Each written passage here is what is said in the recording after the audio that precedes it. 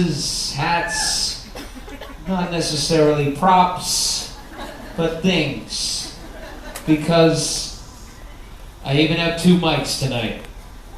Hey. I'm sort of not fucking around anymore, people. Sort of, kind of not winging it anymore. Are you having a good time though on this cruise? I mean, thanks to the new kids and their fans, cruises are cool again. You know, everybody's doing them now. Once again, we create another phenomenon. Block Nation, and but you know, for years, the cruise wasn't exactly the place you go to for live entertainment. You're on a cruise ship.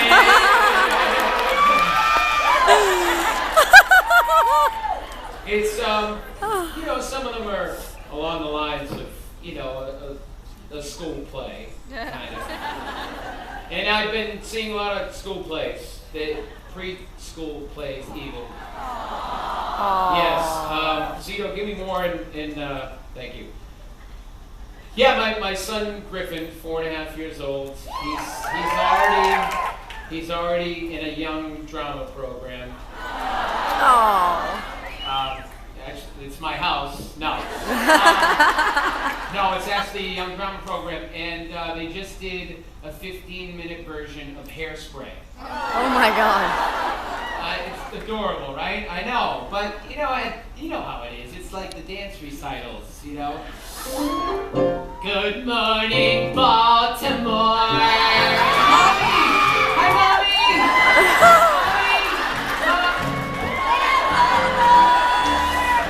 They're like kittens, you know. They're like kittens. They can't. They're too young to perform, but we love it. We all love it because they're cute. But my son, he gets it. He's focused. No, I know what you're gonna say. I mean, he's mine. I think he's special. Yes and yes. But I mean, this kid just. Good morning, Baltimore. Every day is an open door. Every night is a fantasy.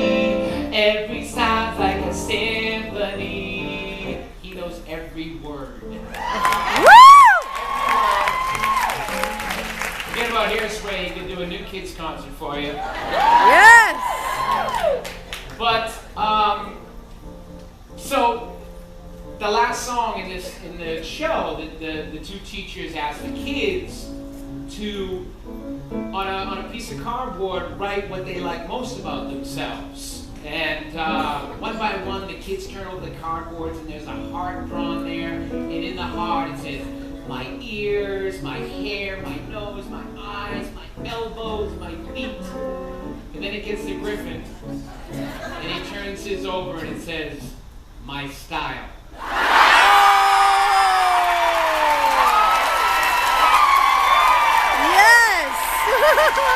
Woo! I want to be Griffin when I grow up. But this is not a school play. This is my show. This is my show. Joe Mack! Years, I've been getting up on pretty much any stage that would have me to sing a song. Because I love to sing a song. There's nothing like it. Getting up here, you learn something every time, and it's thrilling. But it can be scary. It can be scary, and because you got to be willing to fail if you want to go places you haven't been, and I might fall on my ass tonight, and if nothing more, you get to see me fall on my ass. You know, last night it's a little bit different. Like last year, we did this cruise, and it was amazing, and it's always amazing with Mr. Rob Lewis. Woo! And but you know, this time there's a little bit more, you know, going on here. We got some things. So in that spirit, I like I said, if you don't mind, I might fail. So, but it's fun. It's fun. The thing is that, personally, I have enough neuroses to fill a couple of hefty caseloads. Yeah, definitely. I got issues, but one of them I'm lucky because one of them is not stage fright, and I thank my parents for that.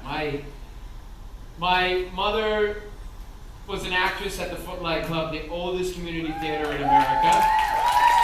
And my dad loves to sing. And in Boston, singing gets you beer and camaraderie and votes. And so, and my home was a stage. My sisters, all seven of them, would come home all the time. And our kitchen floor was like a dance floor. And they'd always come home, each one of them, I got the new dance. They always had the new dance. And, they'd find the little guy, and that was me. That was always me. And they'd throw me up on the stage, which was actually the kitchen table, and they'd take me through the moves. And this was, oh my God! This was one of them. I don't know what you're paying. It's the precursor to the WAP, I think, except, so, it wasn't nearly as scary as it should have been when I first went on stage. It wasn't with the new kids. It was at an outside show being put on by the Neighborhood Children's Theater of Boston in the back of a church parking lot on the back of a rusted red flatbed truck in the humid summer of 1979. See, I never had to ask what I wanted to be when I grew up. At 6 years old, I was already there. I'd do anything for you, dear. Anything for you. Mean everything to me. Was I good? Yeah! Let's just say I wasn't ready for Star Search. But I loved it. I loved it. And to make it even safer up there, I got to sing a song with my sister Carol, the McIntyres, age 6 and 16, playing the Streetwise Nancy and the Orphan Oliver from Oliver. I know that I'd go anywhere for your smile, anywhere for your smile, everywhere I see. And I meant it. See? It's true. I mean, I wasn't exactly sure of it at the time, but this was my family's way of saying I love you. And I would have done anything for my sister Carol that day. Sort of. Maybe. Would you climb a hill? Anything. Catch a daffodil? Anything. Leave me all your will? Anything. Even fight my bill? What? Fisticuffs. I risk everything for one kiss.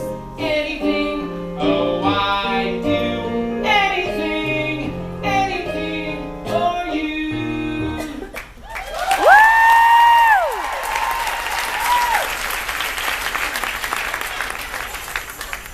Wow. Tambourines? That's a new one. And I would have done anything to keep performing.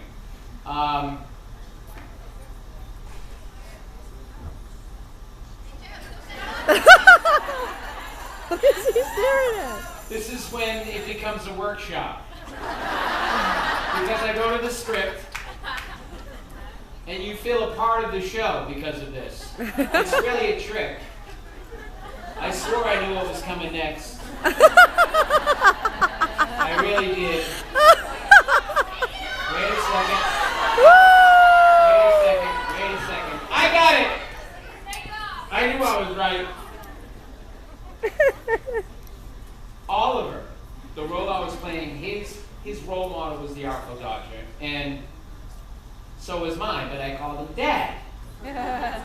Tom McIntyre is the ultimate charmer. Many of you met him already. And he comes from a long line of Boston charmers and a long line of Boston bricklayers. And when my dad was 18, he got his first job as a bricklayer, and he got it from his Uncle Dick. His Uncle Dick gave him a job, and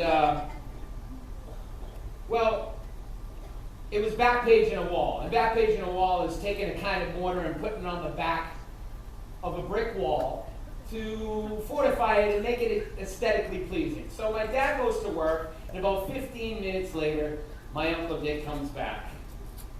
And my dad had done it all wrong. He used the wrong mortar, it wasn't fortified, it certainly wasn't aesthetically pleasing, and Uncle Dick just lost it.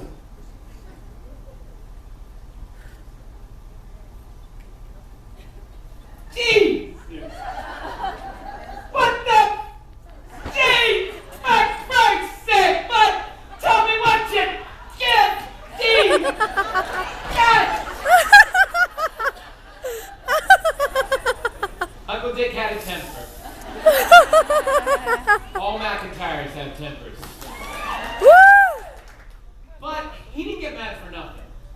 You know, these guys were top-notch bricklayers. They're top-notch bricklayers. They take pride in their craft. They do anything to get the job done.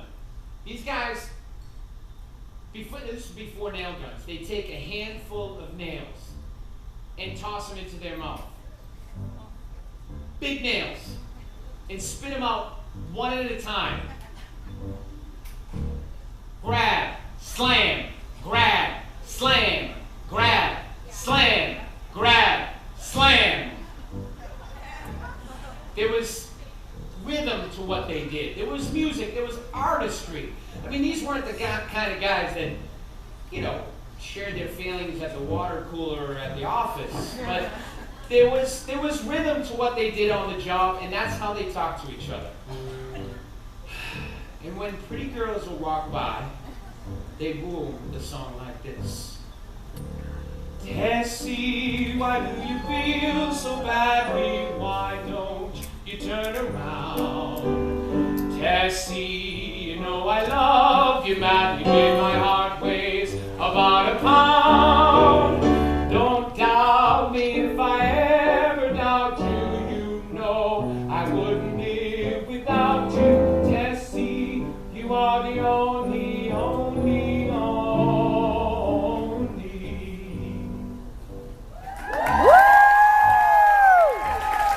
If you're Boston Irish, you know this. But if you're not, let me fill you in on one of our certain peculiarities. It's not drinking. See, Boston Irish talk a lot in pubs and in union halls, but not so much around the kitchen table. How do I know this? Because it took me 39 years to find out that my great-grandfather was the lead bricklayer on the Green Monster. The Green Monster! The Green Monster is the 37-foot left field wall in the greatest baseball stadium in the world. Fenway Park.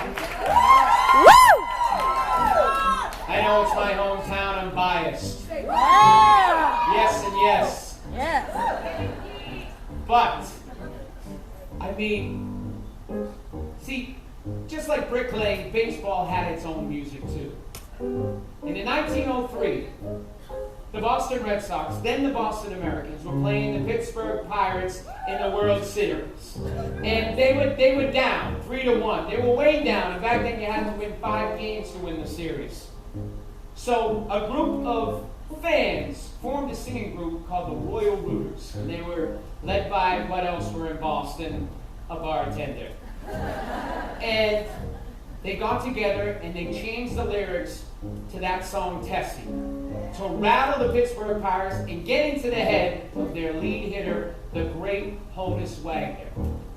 Honus, how bad you look, so badly, strike 3 and sit you down. Beantown has had enough of where get out of town, go find another team to play for. Pittsburgh is just the Pits, and then more wholeness. You are a phony, phony, phony. And it worked. Woo!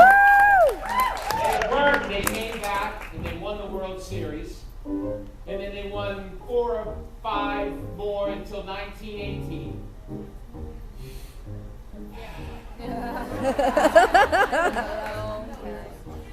Then they took a break. An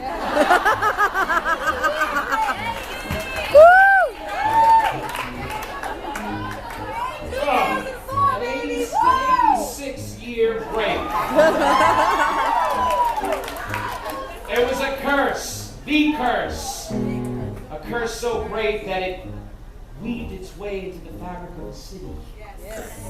The Red Sox lost so often that we got used to it, except every time they got close, we started to hope, which made it all the more depressing when they lost. 1967, brutal. 1975, why? 86. Woo! You fucking shit me, right? 2003. Fetal position. But then, the song saved the day again. That's right, our boys, our hometown boys, the Dropkick Murphys, re-recorded that song. They re-recorded that song, and ladies and gentlemen, the curse was reversed. Now it's New England's turn.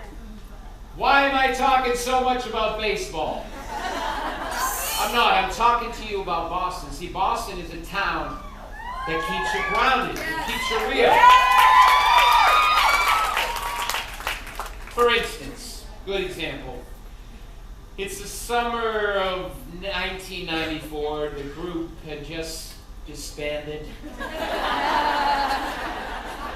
We disbanded. And, I'm driving around Boston in my convertible Mercedes-Benz, Woo! slightly full of myself. And there's traffic. There's traffic that day because the streets of Boston were mapped out by cows in the 18th century. And so there's traffic. So I'm getting a little annoyed. Like I said, I got issues. This is one of them. I was angry. I was pissed at the idiot who started the traffic jam and pissed at the idiot who wouldn't go around him.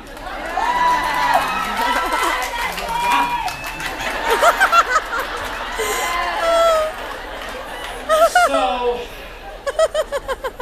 I'm sitting there at the intersection, huffing and puffing, beeping my horn, and along comes this guy walking down the sidewalk, total stranger, and without breaking his stride, he turns to me and says, "Relax, Joey McIntyre."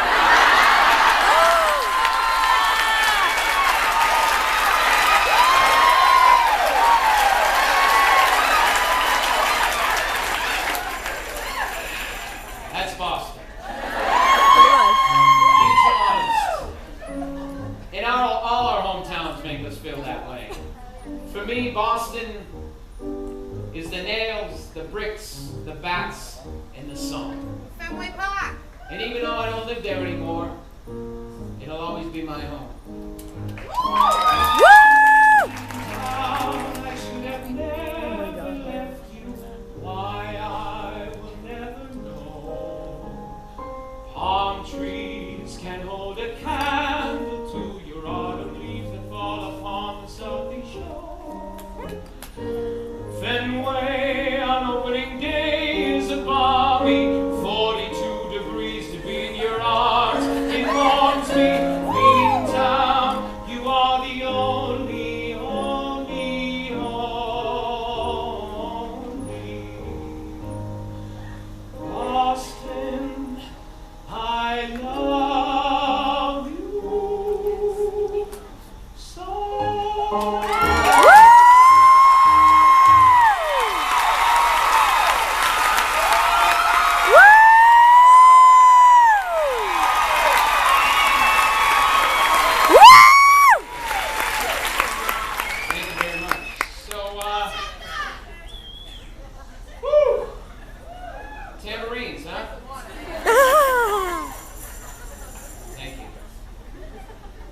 take it you lost your voices in the last couple of days. Ring twice.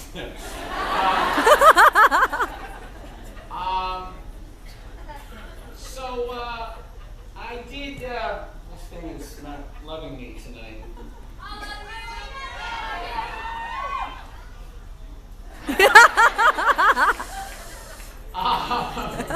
Did you hear that, Mike?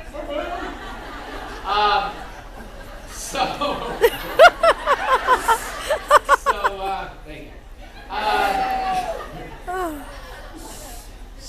I did a couple of productions of Oliver, and I did, Music Man, George Hammond. I'm having a fine preview lesson life for myself. And then the phone rings. Yeah, my phone. The phone at the Boston Public Agassiz School in Jamaica Plain. Someone was looking for little white kids who could sing and dance. The catch was they were calling from Dorchester, which for me sounded like Beirut.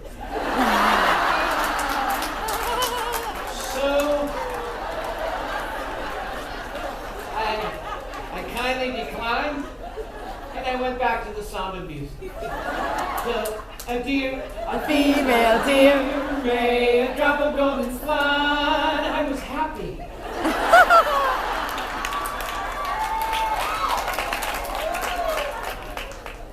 But they called back again, and this time we found out it was the same people who started New Edition. Woo!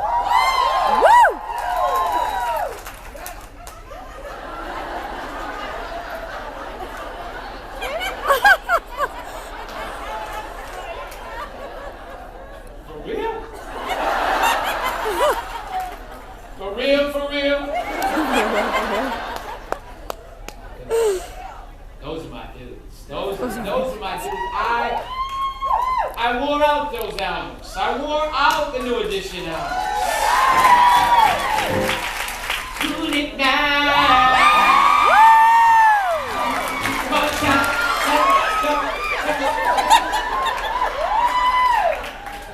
So this time I said yes, and a couple weeks later I'm in the attic of a 3-story dilapidated brick building in Roxbury, Massachusetts, meeting a guy named Maurice Starr. A bear of a man. And though he did not dress like a gentleman, he was one. And he asked me to sing a song. And I sang a song that I had sung probably 1,000 times with my dad in the car. It's a Nat King Cole song. So can't go wrong with old Nat. Let's see how it goes. L is for the way you look at me. O is for the only one I see. V